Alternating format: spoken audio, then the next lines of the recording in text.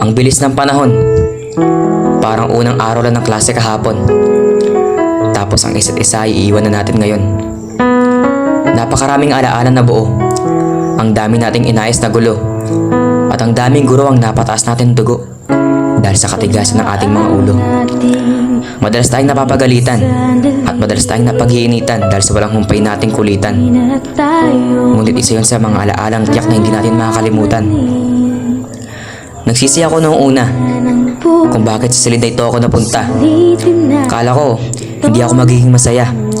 Akala ko wala akong mararamdamang tuwa. Akala ko wala akong mapapala. Akala ko lang pala. Ngunit mali pala. Dumaan ang mga araw. Lahat ng nasa isip ko ay natunaw. Ang lahat ay naging malinaw. Na hindi pala kompleto ang araw kapag hindi ko kayo natatanaw. Sa loob ng 10 buwan, hindi ko na mabilang ang mga nagawa nating kalokohan. Hindi ko na mabilang kung ilang tawa ng ating pinigilan habang tayo ay napapagalitan. Ang mga ganitong eksena hindi ko naman masisilayan. Dahil sa susunod na taon, may kanya-kanya na tayong pagkakabalahan. May kanya-kanya ng pakikisamahan. At hindi na makakasama ang mga taong nakasanayan. Napakadaming memories ang panigurado nating mamimiss.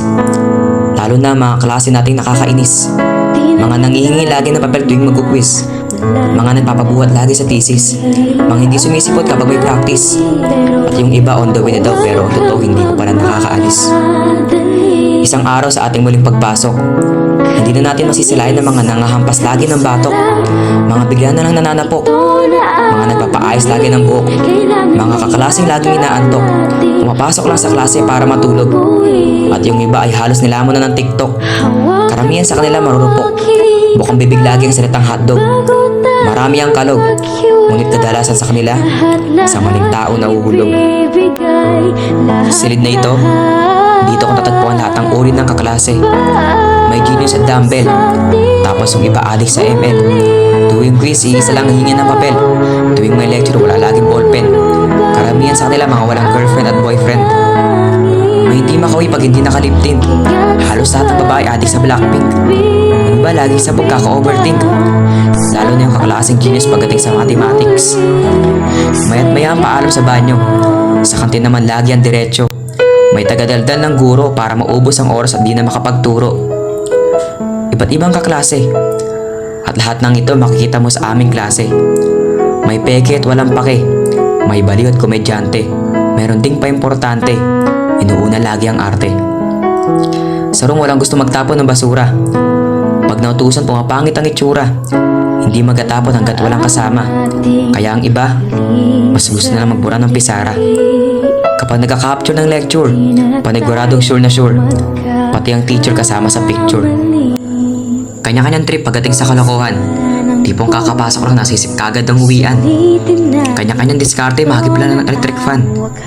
Ang batuan ng bote at papel hindi may iwasan. Pagparating na ang teacher, kanya-kanyang ayos ng upuan. At sa ilang segundo, magbabago ang ayos ng silid-aralan na parang walang nangyari bago pumasok ang guro sa pintuan. Maingay tayo palagi tuwing discussion. Basta sex at love ang topic, lahat active sa station. Kahit sino sasagot pag may question. Lahat may kanya-kanyang opinion. Pero pagdating sa math, minsan walang gustong mag-solve ng solution. Kapag may announcement, kawawa lagi si president. Sira lagi ang moment, lalo na pag-abala ang lahat sa paggawa ng assignment. At abala ang bawat isa sa pagpasa ng mga requirements. Na sobrang ingay daig pa mga nagtitilan sa pageant. Araw-araw pa iba-iba ang ganap. Iba-ibang trip lagi ang hanap. Magugulat ka na lang may mga lalaki naka-makeup. Tapos magbabakla-baklaan sa harap. Ngunit minsan nasisira ang trip dahil sa mga kaklase natin pabida at sip-sip. Pero nandyan lagi ang mga prangka natin kaklase para sumingit. Para di maudlot ang isang saya at kulit. Lahat pasaway at malikot.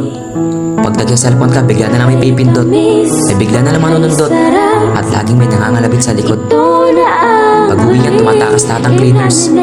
Kaya ang responsibilidad na iiwan sa mga class officers. Wala laging gusto magbayad sa ting maniningil sa treasurer. Pag nagtanong ka sa GC, lahat sinner. Wala ka makukuhang answer. Sa bawat kompetisyon, lahat tayo ganado.